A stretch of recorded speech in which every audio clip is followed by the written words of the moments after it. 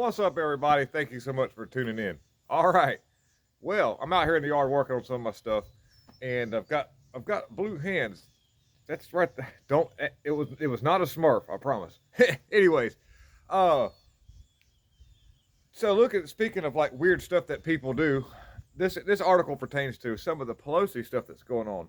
Last or yesterday, I did just a quick little article about what was going on with a quote unquote break in, and there's been some release of the police have made a little press conference, very minimal at most as far as answering questions or anything that has to do with how did the guy get in, what's the association, what's the guy's what does he do for a living, what's on the police made no statements. There also is speculatory evidence coming out that this man, had dealings with some kind of nudist. The man that was the intruder, that was a nudist, possibly. I'm not claiming that to be the fact. I mean, because right now there's still a lot of stuff to come out.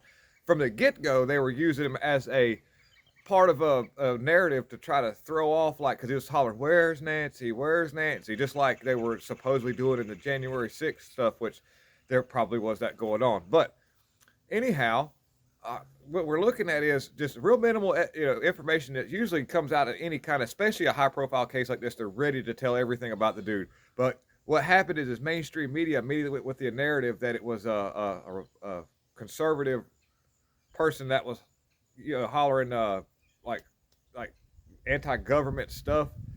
And like I say, that could all be the case. But there's so many things going back and forth about it. But the one thing that sticks out the most about this, the whole thing, is whenever they say that the reason why they went to the home was not because of a 911 call of burglary, there was a wellness check to be done, a concerned wellness check. Now, most of the time when that's done, that's because you have a family member or friend who has reason to believe that there's something wrong and they need to send the police to do a wellness check. So that usually comes from an outside call. Do you recall yesterday, if you watched that article, that I was like, hey, what do you think the odds are that this is kind of like a little bit coincidental, considering the fact that they really want to paint people who love America and freedom that goes against their grain of the wood, where people are, they're wanting to make kids wear women's clothes and all this weird, all that agenda. Right now they're trying to pull anything out they can to try to make a statement where they could be like, these guys are bad. Because right now it looks like all the violence that's happening to Congress people are happening from the left-hand side. From a lot of articles I read, nothing really much reported on MAGA people other than just peacefully assembling and going, let's go Brandon or something like that. I mean, after that, everybody's just standing there holding signs. We don't, you see the left constantly getting very kinetic with just people in society. You see a lot of violence with like Antifa and stuff like that, and you can get a crowd of MAGA people together, and seems like that, even if you were to say the J6 was all like it was supposed to be, like they said it was, they're still quite minimal considering the fact of what we've seen otherwise. But back to the whole thing.